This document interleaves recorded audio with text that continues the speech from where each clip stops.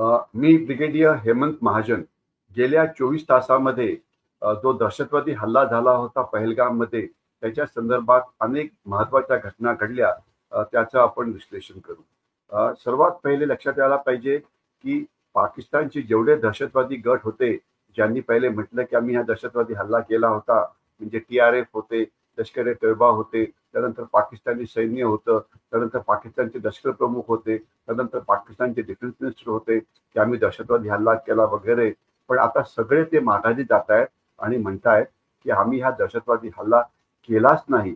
याचं मुख्य विश्लेषण असं आहे की ते घाबरलेले आहेत की आता त्यांना भारताला कळून चुकलेलं आहे की दहशतवादी हल्ला झाला आहे आणि भारत त्याचा बदला घेईल.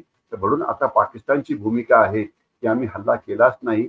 आणि त्यांनी चीनच्या मदतीने युनायटेड नेशन सिक्युरिटी काउन्सिलमध्ये एक विधेयक पण मांडलं की जर असं वाटतं भारताला की आम्ही हल्ला केला असेल तर याची चौकशी जी आहे ती न्यूट्रल पद्धतीने व्हावी, त्याकरता आम्ही तयार आहोत. अर्थात हे सगळं जे आहे ते अत्यंत खोटं आहे. दुसरं अशाचं एक महत्वाची बातमी येते आहे की हे जे दहशतवादी होते 5, त्यापैकी 3 हे पाकिस्तानी होते आणि 2 हे भारतीय होते. जनरली भारतीय काश्मीरी जे असतात त्यांचं काम गाईड करणं, इतर लोकांशी कॉन्टॅक्ट करणं, अम्युनिशन पोहोचवणं, माहिती देणं अशा प्रकारचं असतं. आणि जे पाकिस्तानी असतात ते अतिशय कडवे असतात आणि त्यांचं काम ऍक्च्युली लढाई करणं असं असतं. कारण पाकिस्तानला वाटतं की काश्मीरी दहशतवादी हे पुरेसे कडवे नाहीत आणि ते पुरेसा हिंसाचार करू शकत नाहीत, म्हणून ते कडवे दहशतवादी पाकिस्तानमधून पाठवतात. आणि कुठल्याही दहशतवादी गटामध्ये अर्धे जण नक्कीच पाकिस्तानी असतात की जे हिंसाचार करण्याकरता जास्त ट्रेंड असतात. आणि आता ते नेतृत्व होतं ते एक मूसा म्हणून होता, त्याच्याकडे नेतृत्व होतं. आणि मूसा जे पाकिस्तानचे SSG म्हणजे स्पेशल फोर्सेस जे आहेत त्याच्यामध्ये त्यांनी मोठ्या प्रमाणात काम केलेलं आहे. त्याच्यामध्ये काही फारसं आश्चर्य वाटायला नको, कारण पाकिस्तानी सैन्यातले लोक नेतृत्व प्रोव्हाइड करतात दहशतवादी गटांना आणि स्पेशल फोर्सेसचे जे असतात सैनिक किंवा अधिकारी ते मोठ्या कामाकरता त्यांना पाठवलं जातं. माफ करा. आणि त्याच्यामध्ये त्यांचं मुख्य काम काय असतं की त्यांना नेतृत्व द्यायचं आणि काहीतरी मोठं काम करायचं. याच्यामध्ये त्यांना 2 वर्षाकरता तिथे पाठवलं जातं. तर 2 वर्षाच्या आत तुम्ही मारलं गेला तर पाकिस्तानी सैन्य कधीही मान्य करणार नाही की हे सैन्यातले होते किंवा हे स्पेशल फोर्सेस मधनं होते.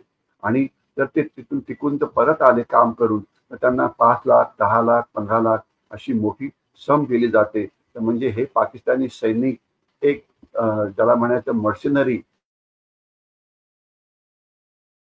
पुढे येतात आणि त्यामुळे त्यांचा वापर दहशतवादामध्ये केला जातो. हे आपल्याला क्लिअर पाहिजे. या क्षणी अजून एक महत्वाची बातमी येते आहे. याचा डायरेक्ट संबंध तर काश्मीरच्या हल्ल्याशी नाही, परंतु काश्मीरी हल्ला पाकिस्तान ISI याचा संबंध खालिस्तानी दहशतवादाशी सुद्धा आहे. आणि खालिस्तानी दहशतवादाचा एक मोठा दहशतवादी गुरु पतवंत सिंग पन्नू जो कॅनडामध्ये आहे, त्यांनी एक मोठे विधान केलेलं आणि त्याचं रेकॉर्ड आणि त्यांनी केलेलं विधान हे व्हायरल होत आहे. तो म्हणतोय की आम्हाला भारताच्या पंजाबला स्वतंत्र करून खालिस्तान बनवायचं आहे आणि त्याच्याकरता आम्हाला पाकिस्तानची मदत पाहिजे. म्हणजे तो अगदी सरळ सरळ मान्य करतो आहे की त्यांच्या खालिस्तानी दहशतवादामध्ये, मग हे खालिस्तानी दहशतवादी कॅनडामध्ये असो की लंडनमध्ये असो की ऑस्ट्रेलियामध्ये असो, त्यांना मदत जी आहे ती पाकिस्तानकडून होते आहे. तर हे त्यांनी अगदी सरळ सरळ मान्य केलेलं आहे. आणि हा सुद्धा मुद्दा आपण पाकिस्तानच्या विरोधामध्ये उठवू शकतो. आणि याच्याशिवाय आत्ताच कॅनडामध्ये इलेक्शनचे रिझल्ट आलेले आहेत आणि याच्यामध्ये भारताकरता एक अतिशय चांगली बातमी अशी आहे की जगमीत सिंग ब्रार जे एक तिथले मोठे सिख नेते होते आणि मोठे खालिस्तानी सपोर्टर होते, त्यांचा पराभव झाला आहे. त्यांच्याकडे पहिले 28 जागा होत्या कॅनडियन पार्लमेंटमध्ये, आता ते 9 जागाहून सुद्धा कमी आलेले, जागेवर सुद्धा कमी आलेले आहेत. आणि त्यामुळे त्यांचा कॅनडाच्या गव्हर्नमेंटवरती प्रचंड मोठा प्रभाव होता. आणि जस्टिन ट्रुडू जे याच्या आधी कॅनडाचे प्राईम मिनिस्टर होते, त्यांनी त्यांना मोकळं रान दिलं होतं खालिस्तानी दहशतवाद्यांना. आता तिथे कार्नी म्हणून निवडून आलेले आहेत आणि कार्नी ज्यांनी पहिले पण म्हटलेलं आहे की आम्ही भारताचे संबंध चांगले करू. तर याचा अर्थ असा आहे की आता खालिस्तानी प्रभाव जो कॅनडामध्ये प्रचंड वाढलेला होता तो आता पुष्कळ प्रमाणामध्ये कमी होईल आणि त्यांना थांबवण्यामध्ये आपल्याला यश मिळेल. त्याचा पुढचा जो मुद्दा आहे तो आहे चायना चीन.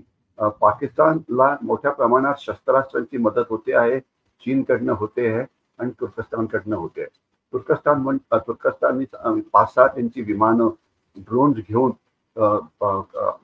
हवाई पट्टीवरती उतरली रावळपिंडीच्या वगैरे, परंतु नंतर मग त्यांनी म्हटलं की ती विमानं आमची नव्हती वगैरे, पण ते अर्थात खोटं आहे.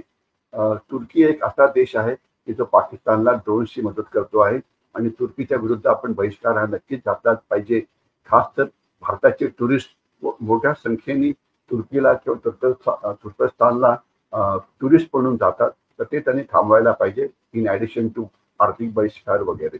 याच्याशिवाय चीन मोठ्या प्रमाणात पाकिस्तानला मदत करते आहे आणि चीन हे अतिशय डबल क्रॉस करत आहे. म्हणजे एका ठिकाणी गोड गोड बोलायचं की आम्हाला भारताशी व्यापार करायचा आहे, भारतावर आमचे संबंध आम्हाला चांगले करायचे आहेत वगैरे वगैरे, आणि दुसऱ्या ठिकाणी पाकिस्तानला मदत करायची. म्हणून आपण चीनच्या विरोधात काम करायला पाहिजे. खास तर त्यांच्याशी जे आर्थिक संबंध आहे, त्यांच्याकडनं होणारे जी आपली आयात आहे जेवढी कमी करता येईल तेवढी कमी करायला पाहिजे, की ज्याच्यामुळे चीनला एक मोठा धक्का बसेल. दुर्दैवाने आज चीनचे भारतामध्ये जे सर्वात मोठे समर्थक आहेत ते म्हणजे आहेत आपलं कॉर्पोरेट वर्ल्ड. त्यांना वाटतं की जे चीनशिवाय जिवंत राहू शकत नाही आणि चीनमधून ते प्रचंड प्रमाणामध्ये आयात करतात. तर आपणही त्यांना सांगायला पाहिजे ही आयात थांबायलाच पाहिजे, कारण अशी प्रचंड व्यापार केल्यामुळे चीनची आर्थिक ताकद वाढते, त्याच्यामुळे ते पाकिस्तानला त्यांना मदत करण्याची त्यांची जी क्षमता आहे ती अजून मोठ्या प्रमाणामध्ये वाढते. पुढचा मुद्दा आहे की इन्फॉर्मेशन वॉरफेअर म्हणजे माहिती युद्ध. भारत सरकारने अनेक युट्यूब चॅनलवरती बंदी घातली आहे आणि त्याच्यामध्ये BBC सुद्धा आहे. तर BBCनी दहशतवादी हा शब्द न वापरता ते त्यांना नुसते उग्रवादी असा शब्द वापरतात. भारत सरकारने त्यांना नोटीस पाठवली आहे की तुम्हाला माहिती आहे की हे दहशतवादी आहेत, तुम्हाला माहिती आहे की ते त्यांनी मोठ्या प्रमाणात हिंसाचार केलेला आहे. दुर्दैवाने वेस्टर्न मीडियामध्ये अनेक जण असे आहेत की जे भारताच्या विरोधात काम करतात आणि त्याच्याकरता त्यांना काम करताना ते भारताच्या विरोधात लिहितात. आणि याच्यामध्ये न्यूयॉर्क टाइम्स आहे, याच्यामध्ये लंडन टाइम्स आहे, याच्यामध्ये काही ब्रिटनमधली वर्तमानपत्र आहेत, ही सगळी भारत विरोधात लिहितात. तर या सगळ्या अशा न्यूजपेपरच्या वरती भारताने कारवाई करायला पाहिजे, भारतीयांनी कारवाई करायला पाहिजे, कारण ते अत्यंत मोठ्या प्रमाणात भारत विरोधात लिहित असतात आणि पाकिस्तानच्या बाजूने लिहित असतात. तर हा नेक्स्ट मुद्दा झाला. याच्याशिवाय आता जसं पाकिस्तानी सैन्य हे सीमेच्या बाजूने यायला लागलेलं आहे, तर याचा एक मोठा परिणाम असा झालेला आहे की वझिरिस्तानमध्ये पाकिस्तानचं सैन्य कमी झाल्यामुळे तिथे तेहरीक तालिबान पाकिस्तानचे हल्ले हे वाढले आहेत आणि एका फ्रेश हल्ल्यामध्ये 9 पाकिस्तानी सैनिक हे मारले गेले होते अशी बातमी आली होती. त्याच्याशिवाय बलुचिस्तानमध्ये सुद्धा सैन्याची कमी होती आहे. याच्यामुळे बलुचिस्तानमध्ये सुद्धा हिंसाचार वाढणार आहे. तर जसं पाकिस्तानी सैन्य बलुचिस्तानमधून वझिरिस्तानमधून भारताच्या सीमेकडे येतं, तर त्यावेळेला अर्थातच तिथलं सैनिकांची संख्या कमी होते आणि मग बलुची हल्ले हे वाढणार आहेत. त्याच्यामुळे पाकिस्तानची अंतर्गत सुरक्षेची जी आव्हानं आहेत ती वाढतील, हिंसाचार वाढतील आणि पाकिस्तानच्या अर्थव्यवस्थेवरती मोठ्या प्रमाणामध्ये प्रभाव होईल आणि पाकिस्तान हा आतून कमजोर व्हायला लागेल.